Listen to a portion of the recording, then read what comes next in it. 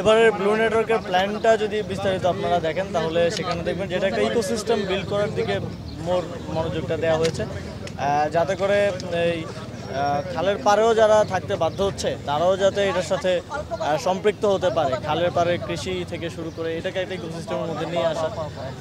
তো এই দীর্ঘমেয়াদী প্রক্রিয়ার মধ্যে অনেক কিছু আছে। আমরা পাশাপাশি এখানে স্থানীয় লোকজনের মাধ্যমে একটা কমিটিও করে দেওয়ার প্রক্রিয়া আছে, যারা হচ্ছে এটাকে দীর্ঘমেয়াদী সংরক্ষণ করবে এবং একবার বড় কাজটা হয়ে যাওয়ার পরে তারপর তো জাস্ট ফলো আপটা রাখা এবং এটাকে সংরক্ষিত রাখার ক্ষেত্রে এই কাজটার রক্ষণাবেক্ষণটা করা। তো আশা করি এবারের যে উদ্যোগটা নেওয়া হয়েছে সেটা দীর্ঘমেয়াদে এটা সুফলটা পাওয়া যাবে। তবে আমরা মনে করি যে যেটা আমাদের মাননীয় পরিবেশ উপদেষ্টাও বললেন যে আমরা উদ্যোগগুলো নিতে পারি, প্রত্যেকটা বিষয়ে আমরা পরিকল্পনা করছি, উদ্যোগ নিচ্ছি, সেটার একটা দীর্ঘমেয়াদী কন্টিনিউয়েশন লাগবে। কারণ এই পরিবেশগত এই সমস্যার সমাধান 1 বছর 2 বছর 5 বছরে সম্ভব না।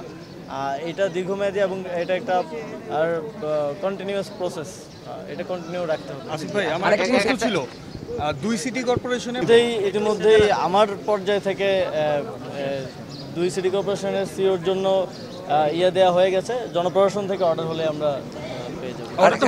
আমি একটু বলি যে নির্বাচন নিয়ে বেশ কিছু দলের পক্ষ থেকে খুব তাড়াহুড়া করা হচ্ছে, এরকম বেশ কিছু মানে কথাও আছে যে একটু দ্রুত যাতে নির্বাচন দেওয়া যায়।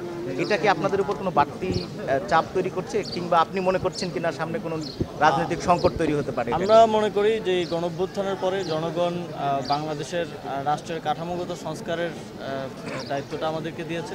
আমরা মনে করি এই সংস্কার কার্যক্রম আমাদের মাননীয় প্রধান উপদেষ্টা ইতিমধ্যে একটা টাইমলাইন দিয়েছেন, এর মধ্যেই আমরা এই সংস্কার কার্যক্রমের মাধ্যমে একটা নির্বাচনের দিকে এগিয়ে যাব।